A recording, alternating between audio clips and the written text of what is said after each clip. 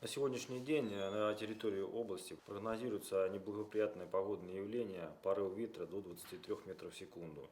В связи с этим существуют риски обрушения широкоформатных конструкций, перебои с электроснабжением потребителей. Главное управление МЧС России по Курской области обращается к гражданам области проявлять осторожность в эти периоды, заранее планировать свои дела, поездки и принимать меры для недопущения каких-то происшествий, связанных с электроснабжением или с упавшими сухими деревьями, широкоформатными конструкциями. Обращаем внимание граждан области принимать меры предосторожности при оставлении личного автотранспорта под широкоформатными конструкциями, сухими деревьями, вблизи каких-то строений, которые являются на данный момент ветхими и существует риск их падения.